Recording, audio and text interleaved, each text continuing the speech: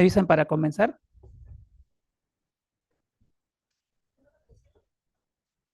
Sí, bueno, buenos días con todos. Soy el doctor Cristian Aburto. Trabajo en la unidad de cuidados intensivos del Hospital del Niño de Breña. Muchas gracias por la invitación al comité organizador de este primer curso internacional de cuidados intensivos pediátricos. Felicitarlos por su primer año de aniversario y bueno, desearles lo mejor, que sigan adelante. Sé que no es fácil, no es fácil, pero bueno, les deseo todo lo mejor. Me han invitado para compartir el tema acerca de lo que es ventilación mecánica convencional, lo que son los modos ventilatorios y la programación del ventilador mecánico. ¿Ya? Hablar de ventilación mecánica en pediatría realmente en 40 minutos que tengo es un poco difícil. Eh, Miren, este es un artículo, si ustedes ven la fecha, cuando empecé a hacer la residencia, la especialidad de cuidados intensivos, este fue nuestro artículo que empezamos a leer los residentes de UCI pediátrica. Es de la Sociedad Española de Cuidados Intensivos Pediátricos. Y bueno, ahí estaban los primeros conceptos, pero como ustedes saben, la tecnología avanza, la ciencia, la investigación, y lo que es ventilación mecánica también. Si bien la ventilación mecánica primero empezó en los adultos, después ya se fue extrapolando en la parte pediátrica, como todo tratamiento, ha empezado en adultos y después se ha dado en niños. Entonces la experiencia ha ido de a pocos recabándose y ya han salido las revisiones. Entonces los residentes cuando van a rotar a la UCI pediátrica tienen mucha información actualmente. Hay tanta que a veces hasta confunde, ya no sabes de dónde leer. Este es un artículo, un libro de la sociedad, de la SATI, la Sociedad Argentina de Terapia Intensiva, que salió en el año 2021. Después sale este manual, que es de la CECIP, la Sociedad de Cuidados Intensivos Pediátricos de España, es del año 2022. Pero ahora hay infinidad de información. Por eso le digo, hablarle de ventilación mecánica en niños sería difícil en 40 minutos, pero voy a tratar de hacerlo lo más didáctico al tema que me han pedido. Acá tenemos algunos pacientes que hemos tenido en nuestra UCI. Nuestra UCI es una UCI general, tenemos pacientes de patologías médicas y patologías quirúrgicas. Entonces, uno de los principales motivos de ingreso a la UCI es el apoyo ventilatorio. No todos los pacientes ingresan graves, hay pacientes que ingresan estables, entonces requieren un apoyo ventilatorio poco tiempo, pero hay algunos que sí ingresan graves, en los cuales tienen que estar acoplados al ventilador hasta que su cuadro, que los llevó a ventilación mecánica, vaya mejorando y luego se haga el destete de la ventilación, es decir, el retiro de la ventilación mecánica. ¿Cuáles son los problemas principales? Solo un breve momento que llevan a los pacientes a la ventilación mecánica. Uno de ellos es, y el más importante, el más frecuente, es un problema en la oxigenación, sea cual sea la causa. Entonces, desde el punto de vista ventilatorio, como ustedes pueden ver, yo voy a tener alternativas para mejorar ese problema en la oxigenación. Desde aumentar el FiO2, desde aumentar los parámetros, las presiones, el PIP, el PEP, el tiempo inspiratorio. Quizás ayer les han hablado en el taller práctico, ¿no? De todos el seteo que uno puede hacer.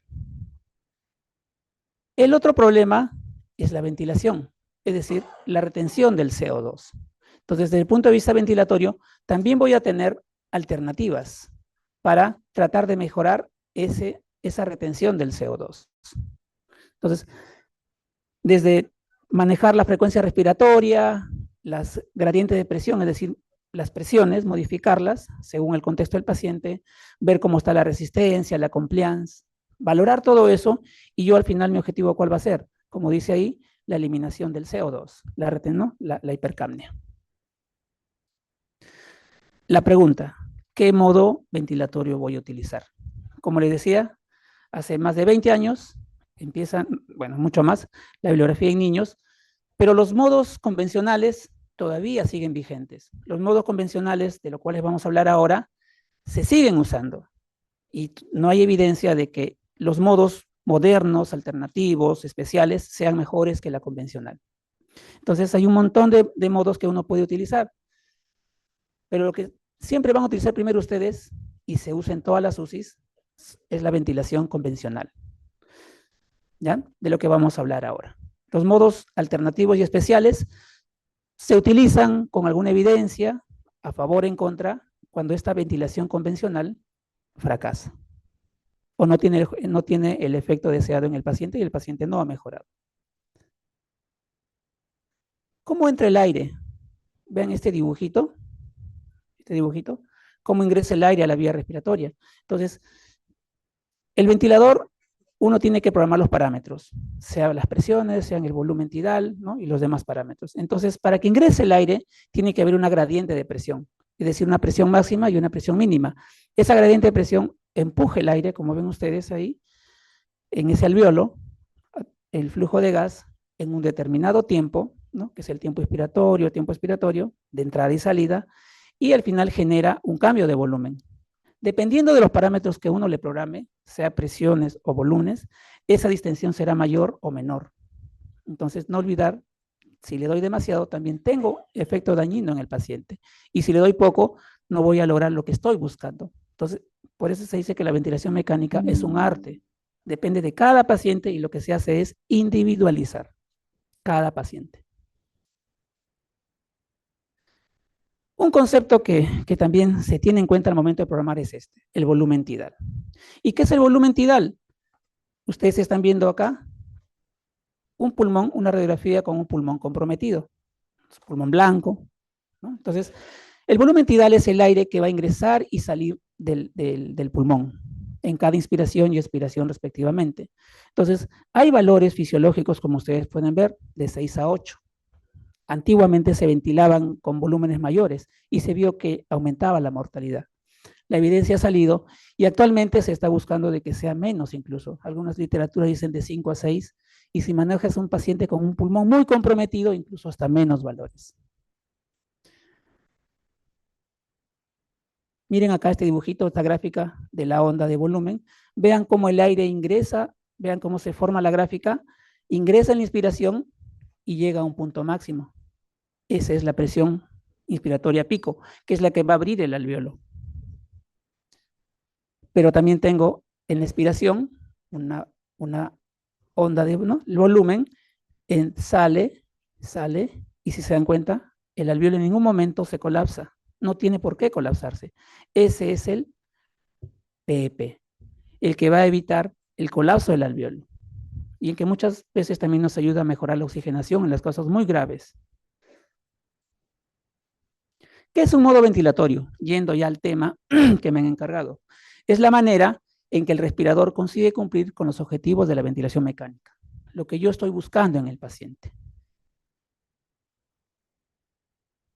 Entonces, para esto tenemos que tener en cuenta, acá tenemos las variables de fase. Tenemos un ciclo respiratorio. La línea rojita, que empieza con la letra A, es la inspiración, y la línea celestita azul es la expiración. Entonces, en el punto A es donde empieza la respiración. Entonces, desde el punto de vista de ventilación mecánica, tenemos dos actores. Uno de ellos es el paciente, si es que el paciente ya está empezando a respirar. Y el otro es el ventilador mecánico, cuando el paciente recién se intuba por la gravedad que tiene y tiene que estar acoplado al ventilador mecánico. Entonces voy a tener dos actores para empezar la respiración. Si tengo un paciente grave, será el ventilador quien empiece y termine la respiración. Y si tengo ya un paciente que no necesite estar mucho tiempo en ventilación mecánica o hay que estubarlo rápidamente, por ejemplo, un paciente posoperado, ¿no?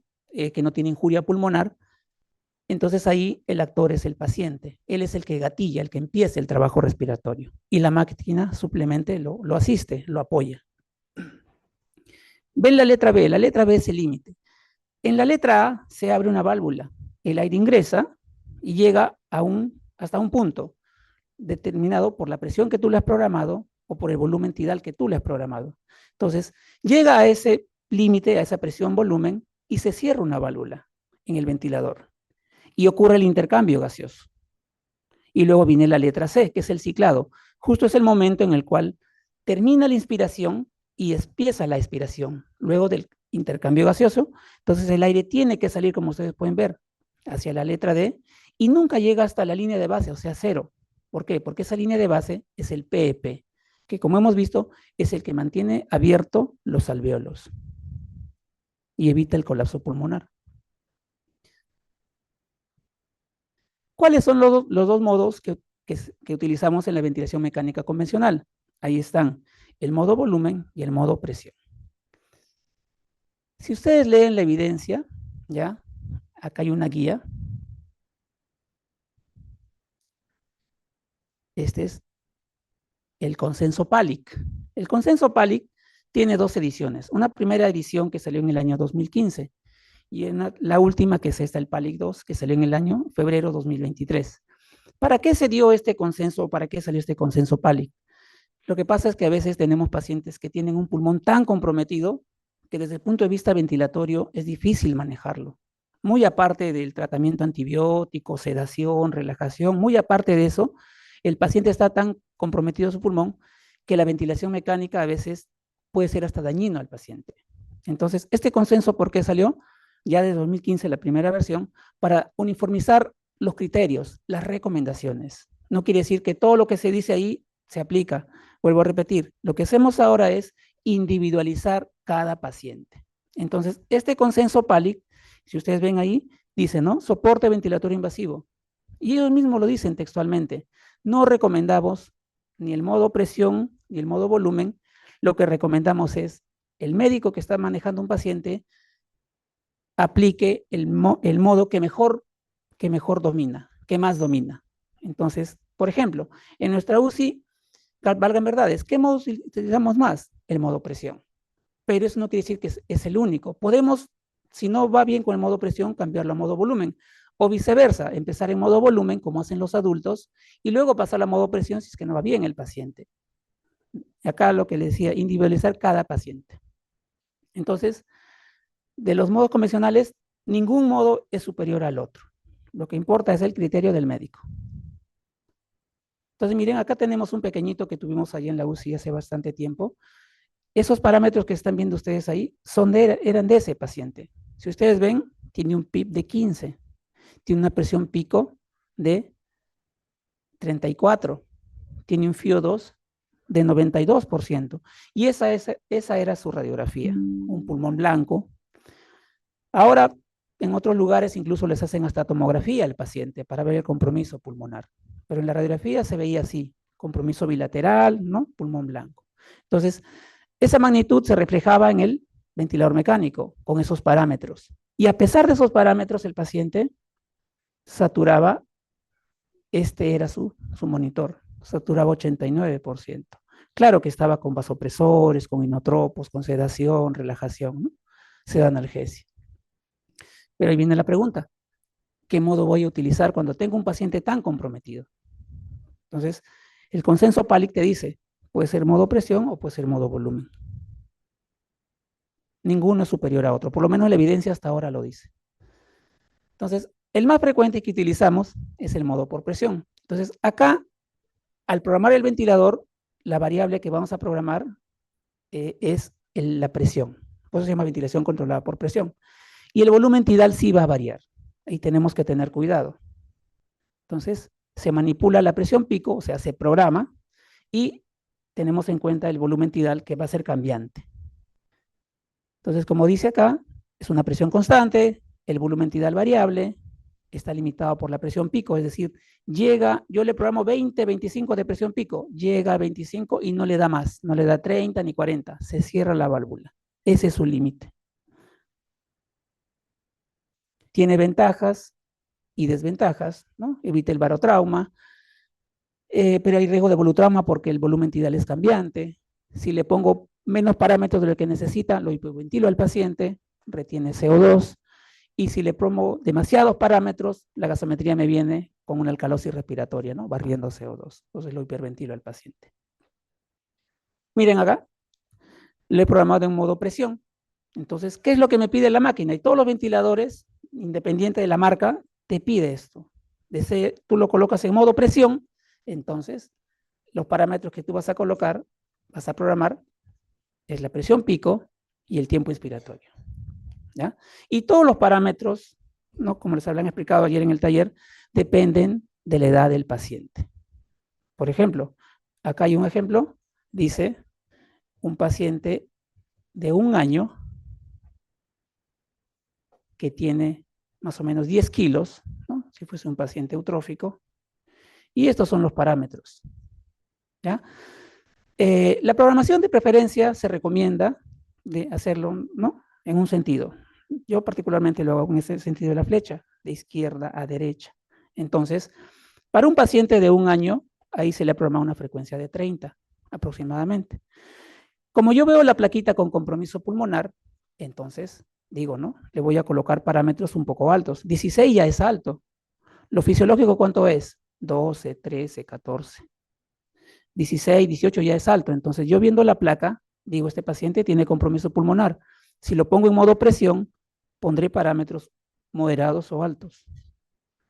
El tiempo inspiratorio para un paciente de 1 año es más o menos 0.6. Si tuviese otra edad, será diferente. El PEP, ahí dice 6. Normalmente colocamos 4 o 5 si fuese un pulmón sano. Pero como es un pulmón comprometido ya viendo la placa, o le coloco 6, o le coloco 7 u 8, dependiendo del criterio del médico. Esos son los parámetros de inicio. La sensibilidad, como dice ahí, ¿qué me mide? Me mide el esfuerzo del paciente. Generalmente, cuando estoy en modo presión, no me va a ser asistido controlado, no me sirve la sensibilidad. ¿Por qué? Porque el paciente va a estar sedado, se da analgesia, relajación. La máquina le va a dar todo. ¿Cuándo sí me va a servir? Cuando yo ya haga el destete. Lo pongo en modo CMB, espontáneo, y luego lo estuve al paciente. Entonces, la sensibilidad, la recomendación es colocar valores bajos. Hay ventiladores que tienen sensibilidad hasta 20, incluso, es demasiada. Entonces, con que se coloque debajo de 5, 4, 3, acá le hemos puesto 2 para el ejemplo, está bien. Y el FiO2, como ustedes ven, acá se le ha colocado 60. Eso es una sugerencia, ¿no? Por encima de 60 ya hay liberación de radicales de oxígeno, más daño pulmonar, ¿no? De la ventilación mecánica. Entonces, la recomendación es un valor intermedio. Si el paciente necesita aumentar, aumentará según la necesidad. Y si no, le vas bajando también. No olvidar que la oxigenación, el oxígeno también daña el pulmón. El otro modo convencional es el modo por volumen. Entonces acá la variable que yo voy a programar y el ventilador te pide es el volumen tidal. Entonces acá la variable constante es el volumen tidal que tú programas. Y ahí tenemos en cuenta el peso del paciente, ¿no? Y el valor de 6 a 8. Y lo que sí va a variar es la presión pico. Entonces miren acá el dibujito. Está en modo volumen asistido controlada. Vean qué es lo que me pide el ventilador. El volumen tidal. Entonces para eso hacemos el mismo ejemplo con el mismo pacientito. La misma radiografía y el mismo paciente de 1 año y que pesa 10 kilos. Entonces, empezamos de izquierda a derecha. La frecuencia será la misma, lo único que ha cambiado es el modo ventilatorio, 30. El volumen tidal, de 6 a 8. Siempre tratar de dar el menor. Mientras menos le des, es mejor al paciente, si está saturando aceptablemente. Entonces, hemos dicho 60, 6 por 10, 60. El flujo, ¿cómo se calcula? Esta es la forma antigua, ahora le voy a enseñar la forma más práctica. ¿Cómo se calculaba este 8? Simplemente multiplicabas la frecuencia que te salía por el volumen tidal que tú has programado. 30, 60 me da 1800. Si lo multiplicas por una constante que es 4, te da 7200. Esos son 7200 mililitros. Y eso se divide entre 1000. Si lo divides entre 1000, te da 7.2 litros. Pero acá te piden números enteros. Entonces tú le puedes poner 7 o le puedes poner 8. Acá le hemos puesto para el ejemplo 8, un flujo de 8. Después, el PP va a ser el mismo si es que yo lo hubiese puesto en presión. Simplemente haré modo volumen, como hay un compromiso pulmonar, PP de 6. La sensibilidad también será la misma, 2, 3, 4, no muy alta. Y el FIO también. Lo único que ha cambiado es el modo. En uno fue presión y en este modo es volumen. ¿Cómo calculo el flujo? Ahora la forma más práctica. Miren, este es otro paciente que está en asistido controlado en modo volumen. Ahí dice, ¿no? La frecuencia de 18, volumen tidal 300. Ya por ese volumen tidal 300 más o menos es un paciente grande, más grande. Pero acá, La B y un puntito arriba es flujo. Ahí dice 33. Entonces, ¿qué valor le voy a colocar ahí? Entonces acá, cuando ustedes le dan clic ahí donde dice 33, se abre esta abajito, miren, lo que es la relación inspiración-expiración. Fisiológicamente, la relación inspiración-expiración es 1 a 2. Entonces, yo voy a buscar eso. Doy acá en flujo, se abre, y lo que voy a buscar es 1, 2. Muevo la perilla hasta que mi relación inspiración y expiración es 1, 2, ese será el valor. Acá salió 33. Entonces, presiono el botoncito y cuando ya la relación se hace fisiológico 1, 2, ese es el valor. ¿Ya? Ya no aplico la otra fórmula de por 4, entre 1000, ¿no? Ya no. Simplemente es más práctico. Y esa es la forma como se programa en modo presión o en modo volumen. Otra cosa que no se olviden programar, las alarmas. Todos los ventiladores tienen alarmas, presión, frecuencias, volúmenes. Si no lo programan, el ventilador va a sonar. Entonces, siempre los ventiladores, como ven ustedes ahí, tienen una barrita donde están los límites, el límite superior y el límite inferior. Todos tienen que estar por fuera de esos límites, ¿no? Tanto para arriba como para abajo. Entonces, no se olviden siempre programar las alarmas.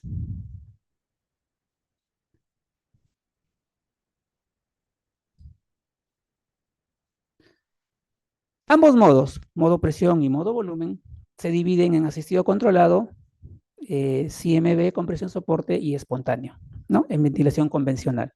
Entonces, asistido controlado, ¿cuándo es? Cuando el paciente recién se intuba. Paciente grave, recién intubado, que va a estar sedado, ¿no? A veces con relajación, asistido controlado, donde la máquina le va a dar todo el soporte. La máquina empieza la respiración y la máquina termina. Entonces, miren acá. Acá hay a veces una confusión, ¿no? ¿Por qué asistida o cuándo es asistida y cuándo controlada? En términos generales, asistido es cuando hay un pequeño esfuerzo del paciente y la máquina lo apoya. Como ven acá, paciente, esa muesca hacia abajo es un esfuerzo negativo, que es del paciente. Miren, paciente, paciente. Eso es asistido. El paciente empezó la respiración, pero la máquina lo ayudó. ¿Y controlada cuándo es? Cuando todo lo hace el respirador. Paciente con parámetros altos, tú le programas frecuencia de 20, de 30, 40, la máquina da 20, 30, 40, no da más. Y no hay esfuerzo del paciente. Acá miren, ¿ve? Ejemplos de asistido controlado, el mismo paciente que les enseñé al comienzo, con un pulmón blanco, parámetros altos. Entonces el paciente tiene que estar sedado, relajado, tiene parámetros muy altos, puede ser barotrauma, neumotórax. Miren, neumonía, los PARS, pacientes cardiópatas con congestión pulmonar, shock cardiogénico, ICC, pacientes politraumatizados, cirugías largas, ¿no? Que han sangrado en el intraoperatorio, mejor es tenerlos eh, en la ventilación mecánica, ¿no? Asistido controlado por un tiempo, ¿no? Posoperados,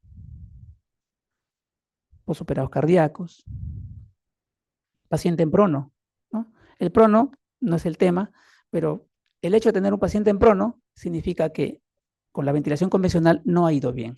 Entonces, al ponerlo en prono, lo que yo voy a hacer es tratar de mejorar la oxigenación para tratar de no aumentar los parámetros. Si el paciente mejora, la radiografía mejora, la gasometría mejora, lo que viene ya es empezar el retiro de la ventilación, ¿no? Entonces lo cambio de modo, decisivo controlado, lo pongo en modo CMB. ¿Y qué significa CMB? Ventilación mandatoria intermitente sincronizada. ¿Por qué se llama sincronizada? Porque se sincroniza con el paciente. Acá en este modo ventilatorio, el paciente ya va a empezar a respirar, ¿no? Empieza el destete. Entonces, cada vez que respire el paciente, el ventilador lo apoya con este parámetro, ¿no? Que es la presión de soporte. ¿Qué es la presión de soporte? Es como la presión de ayuda al paciente. Entonces, cada vez que el paciente respira, miren acá, la primera gráfica, esa línea roja, es una respiración mandatoria. ¿Mandatoria de quién? Del ventilador. Luego ya vienen respiraciones del paciente. Luego, respiración del paciente. Entonces, acá En estas respiraciones donde el paciente dio el esfuerzo, la máquina lo apoya con la presión de soporte. Entonces, ¿cómo se calcula la presión de soporte? Hay una fórmula. Se tiene en cuenta el valor de presión pico y el PP que tenía en el ventilador. Lo sumas y lo divides entre 2. Ahí vamos a ver un ejemplo. Miren, esta niña ya está despierta, ¿no? Te obedece, ya el cuadro que lo lleva a ventilación mecánica ya ha mejorado, ¿no? Entonces, esta niña ya está en proceso de destete el ventilador. Entonces, está en modo, si ustedes ven, CMB en modo presión. Entonces, le calculamos una presión de soporte de 12. ¿Cómo salió este 12? Tenemos en cuenta la presión pico y decía 17 y el PP en 6. 17 más 6 es 23 entre 2, 11.5. El ventilador te pide números enteros, por eso le pusimos 12. ¿Ya? Y con esa presión de soporte, el paciente va a ir manejándose.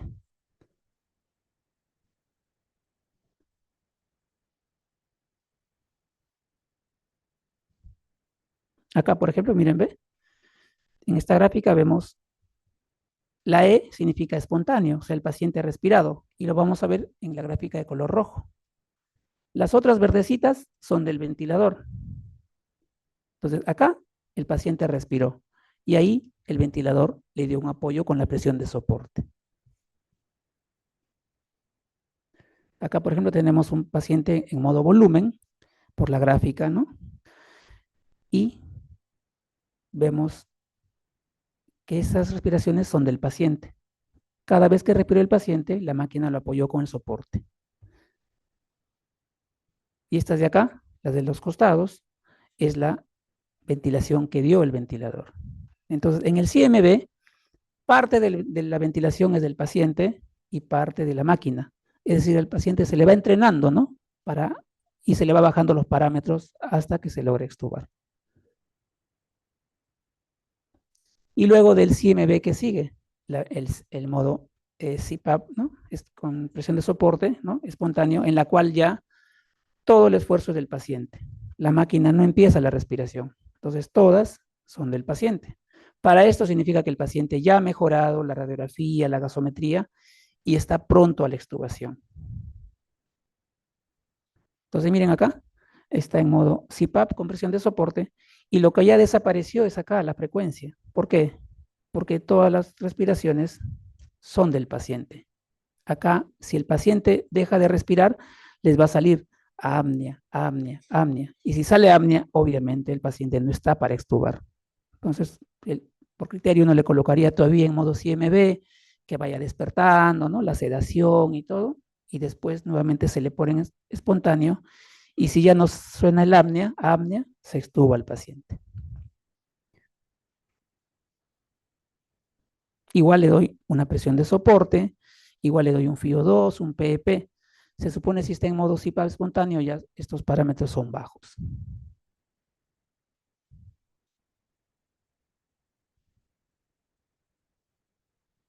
Miren, ¿y cómo se hace? ¿No? O sea, actualmente ya acá hay otra forma de enfocarlo, ¿no? Pero básicamente es lo mismo, ¿ya? Miren, ve, los modos. Los modos controlados, sea presión, volumen, no se olviden, el trabajo lo hace la máquina, el ventilador. En los modos asistidos, parte lo hace el ventilador y parte lo hace el paciente. Y en los modos espontáneos, lo hace el paciente. Entonces, ¿cómo me doy cuenta en las gráficas que es de la máquina, del ventilador? Porque no hay esfuerzo respiratorio negativo. En cambio, en los asistidos espontáneos sí, van a ver que la gráfica se hace negativa y eso me indica esfuerzo del paciente.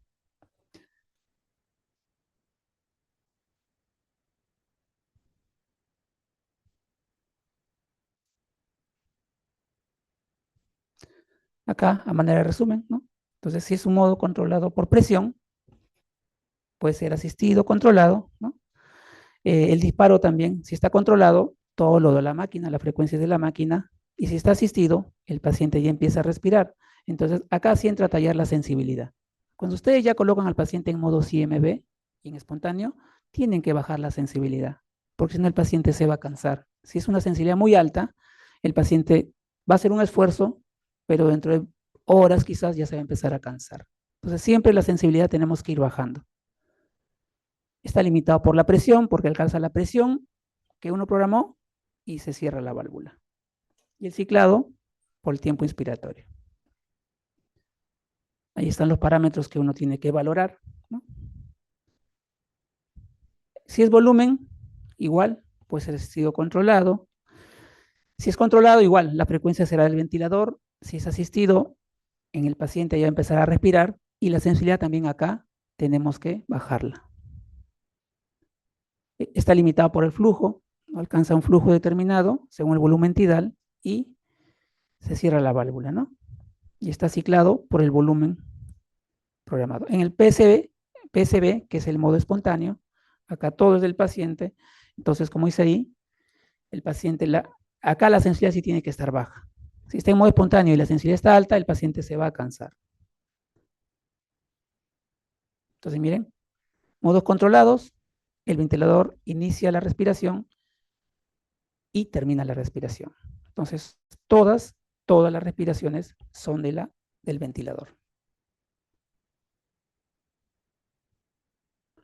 En los asistidos, parte es del paciente y parte de la máquina. La idea es que en el modo CMB, de a pocos, la respiración sea más y más del paciente y menos del ventilador. Entonces, en cada respiración que el paciente dé, no se olviden que lo apoya, ¿no? Acá este dibujito, o sea, los ventiladores antiguos, me acuerdo cuando nos enseñaban los doctores en la UCI hace tiempo, ellos han visto los ventiladores, los que le decían como robotitos. Esos ventiladores no tenían presión de soporte, o sea, no había CMB, presión soporte. Entonces el paciente salía de la ventilación como podía. Era lo que había en ese entonces, pero ahora los ventiladores son más inteligentes. Las casas comerciales lo hacen más asequible para que el paciente pueda tener un destete más agradable, por decirlo así. Entonces la presión de soporte es esa presión de ayuda que el ventilador le da al paciente cada vez que respire.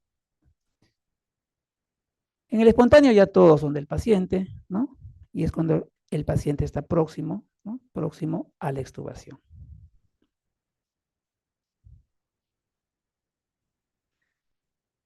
¿De qué dependen los parámetros? ¿No? Depende de la patología del fondo, depende de la edad del paciente y del peso, como hemos visto los dos ejemplos. Si tengo un paciente con pulmón sano, entonces yo me hago una idea que los parámetros serán los fisiológicos. FIO bajo, presiones bajas, volúmenes tidales bajo.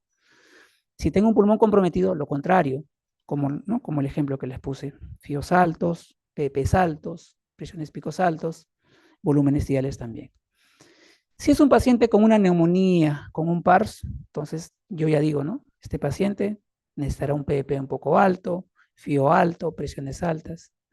Si es una patología obstructiva también, ¿no? Los pacientes que vienen con crisis asmática, que vienen con bronquiolitis, es muy diferente ventilar un paciente que tiene neumonía, PARS y CC, versus un paciente que te viene con componente de compromiso de resistencia de vía aérea. Es muy, muy diferente, incluso hasta más difícil a veces.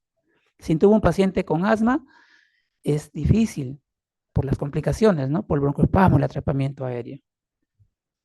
La edad del paciente, ¿para qué es importante? Los parámetros, la frecuencia respiratoria, el tiempo inspiratorio. Y el peso del paciente. ¿Para qué es importante? Para el volumen tidal. Pero a veces tenemos pacientes que son desnutridos o pacientes que son obesos. En esa situación lo que se recomienda es tallar al paciente y es lo que hacen las UCIs ¿no? de primer mundo. Tallan a su paciente, según su talla, le calculan el peso ideal para esa talla y trabajan con ese peso. A veces nos ha llegado pacientes con debut de cetosis diabética 100 kilos. Imagínense, con ese peso no se trabaja, ¿no? Se le calcula su peso ideal y con ese peso ideal se programa el volumen tidal. ¿Ya? Entonces, esos son los tres datos que yo debo tener siempre en cuenta. La patología de fondo, pulmón comprometido, pulmón sano, la edad del paciente y el peso. Son los tres datos que siempre pedimos ahí en la UCI para programar el ventilador. Entonces, ¿cuáles son las patologías más frecuentes? Sea cual sea la causa. La primera, pulmón normal, parámetros fisiológicos, parámetros ventilatorios bajos. Si tengo un paciente con resistencia elevada, ¿no? Una crisis asmática, bronquiolitis, entonces probablemente sí necesite presiones altas o volúmenes tidales, pero tengo que tratar de limitar esas presiones, volúmenes, porque el broncoespasmo a veces es un arma de doble filo. Tú le das determinada presión y a veces se atrapa y ocurre, ¿no? El barotrauma, neumotórax. Y la otra condición frecuente, compliance disminuida, las neumonías, los PARS y también los neumotórax, ¿no? Donde hay compliance disminuida. Son las situaciones más frecuentes, sea cual sea la causa. Acá, ya para ir terminando, esta es una revisión del año 2020 de los parámetros según el modo ventilatorio, presión, volumen, los parámetros que se sugieren, ¿no? Acá tenemos, por ejemplo, en modo controlado por presión, según las edades, sea neonatos, infantes o adolescentes. Realmente cuando tengo un paciente ya de 10 años a más, prácticamente el pulmón del niño es como de un adulto. Entonces, en teoría, paciente ya adolescente, uno lo maneja como un pulmón de adulto. El detalle son los niños pequeños, ¿no? Los neonatos, ¿no? Entonces acá tenemos los parámetros de inicio que se sugieren, la frecuencia, tiempo expiratorio, las presiones, en el modo controlado por presión.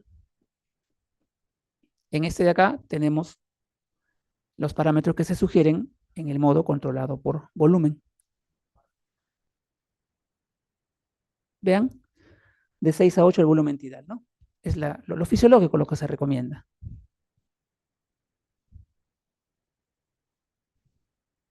Bueno, y acá tenemos las causas. Lo que se hace generalmente, ¿no? Si hay algún problema en la oxigenación, la estrategia que puedo hacer, ¿no? Elevar FiO2, incrementar presiones. Si tengo problemas en la ventilación también, ¿no? Para barrer CO2, aumento la frecuencia, las presiones.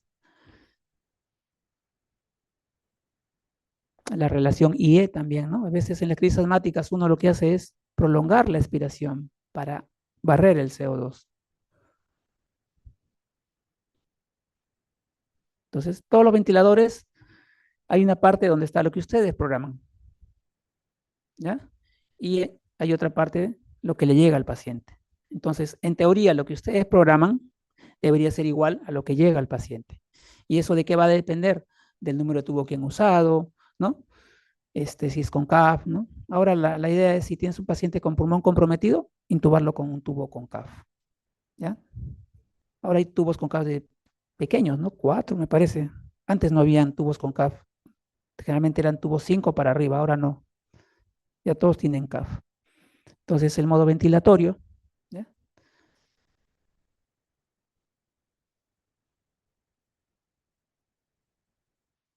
Y en el manejo ventilatorio, lo que les comenté hace ratito, se tiene las estrategias de protección pulmonar. ¿Y estas estrategias para qué son? Yo ya me llega un paciente intubado con una neumonía, en el cual su pulmón ya está dañado. Entonces, mi objetivo como médico es tratar de que ese daño sea mayor. Entonces, para eso tenemos las estrategias de protección pulmonar.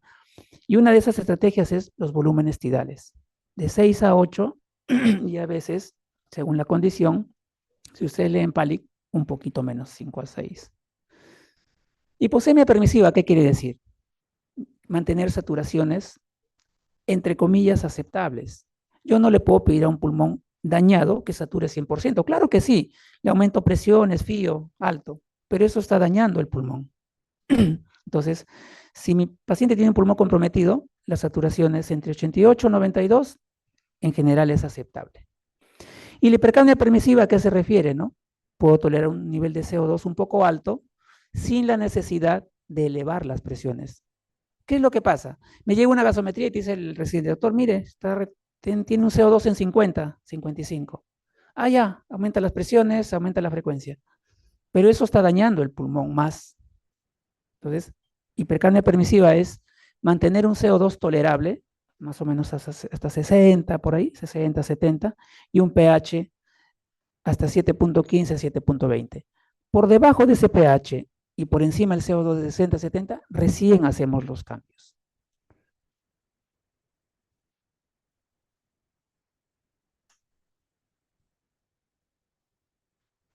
Entonces, en la evaluación inicial, paciente que se intuba, ¿no? Como todo paciente, ustedes han programado el ventilador, se conecta al ventilador del paciente y ven, monitorizan. Si el paciente está saturando aceptablemente, mantienen los parámetros. Si no, ya ustedes ven, según la gasometría, la placa, qué cambios hacen. Pero puede que el paciente, a pesar de los parámetros, no esté yendo bien. La enfermera te dice, doctor, mire, está desaturando, doctor, mire, está cianótico. Entonces ahí te haces estas preguntas. ¿Qué está pasando? ¿Los parámetros son los adecuados? ¿El modo ventilatorio es el correcto? ¿O tengo que cambiar? ¿O hay fuga de aire? Por eso, cuando hay compromiso pulmonar, lo más conveniente es intubar con un tubo con CAF, para que no haya ese problema de la fuga. Porque si hay fuga, por más que tú le pongas presiones altas, volúmenes altos, no va a saturar bien el paciente. Tienes que cambiar el tubo. O por ahí el paciente hay que sedarlo. Pseudoanalgesia, ¿no? Un buen plano de pseudoanalgesia. O por ahí el paciente necesita ser extubado, ¿no? Los pacientes posoperados a veces, cirugías cortas, sin complicaciones, y el paciente está que se mueve. Ese paciente probablemente rápido sale el ventilador. No necesita parámetros altos. Y lo otro, ¿no? Que tu ventilador esté operativo. Como manejo complementario, no es el motivo de la exposición, pero ¿no? La sedación, analgesia que ahora también está cambiando. Lo clásico que antes usábamos era, ¿no? Midazolam, fentanilo, después empezamos a usar la ketamina, el propofol. Con el COVID hemos empezado a utilizar la dexmedetomidina y ahora lo utilizamos porque se usa, la literatura lo dice, ¿no? Se puede usar en el manejo de la pseudoanalgesia del paciente crítico. Lo que se usa poco, ahora menos, la tendencia es usar el midazolam, ¿no? Por el riesgo de la abstinencia. En algunos sitios lo usan, en otros, eso ya está cambiando recién esa forma, ¿no? De manejar al paciente en ventilación mecánica.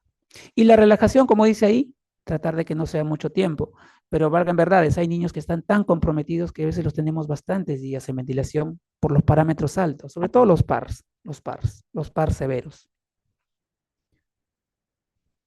Ya para terminar, espero no haberme pasado más tiempo, esta diapositiva, me acuerdo cuando empezábamos a hacer la especialidad de UCI, no ha cambiado, se mantiene, ¿no? Como dice ahí, miren, dice, conoce tu ventilador y la patología del paciente. Es lo que dice el PALIC, ¿no? No recomendamos ni modo presión ni modo volumen cuando empezamos, ¿no? El apoyo ventilación convencional en los niños. Tienen que utilizar el modo que ustedes más dominan. No es ético, ya voy a probar este modo, y tu paciente empieza a desaturar, a retener CO2, no es ético. Entonces, manéjalo con el modo que más dominas. Desarrolla una estrategia específica para la fisiopatología de cada paciente. Los niños que vienen con neumonía me hacen broncoespasmo muchas veces por su resistencia de vía aérea alta que tienen por la edad. Entonces, doctor, está silbando el paciente. Entonces, ahí tienes que utilizar otros medicamentos, no solo es el manejo ventilatorio.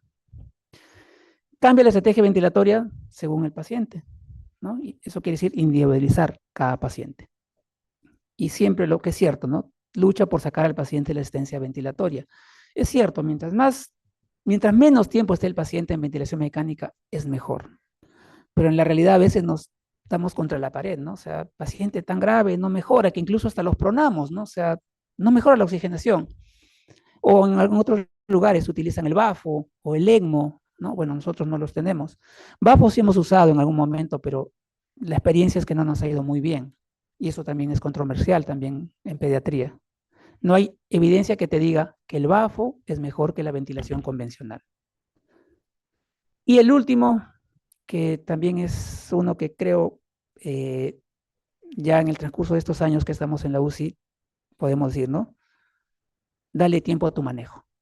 A veces queremos sacar al paciente lo más rápido del ventilador, pero a veces darle tiempo al ventilador que haga su trabajo. ¿Ya? No es fácil, de verdad que no es fácil. Bueno, eso es lo que he querido darles acerca del tema y espero que se haya entendido, ¿no? Espero no haberme pasado el tiempo. Muchísimas gracias al doctor por su presencia el día de hoy. La doctora Daisy Zárate, en representación y como jefa de nuestra UCI Pediátrica va a hacer la entrega de su certificado y el presente en agradecimiento por su presencia. No sé si hay alguna pregunta en el auditorio.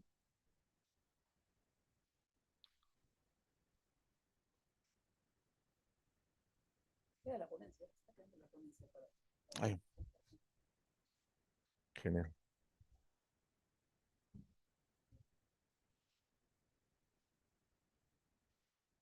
En realidad un tema sumamente importante porque, como mencionaba el doctor, probablemente la primera causa global de ingreso a las UCIs pediátricas es pues, el soporte ventilatorio, ¿no? Entonces es quizás la piedra angular del manejo crítico que se hace con el paciente pediátrico. Fotógrafo, la fotógrafa. Ahí está, ahí está.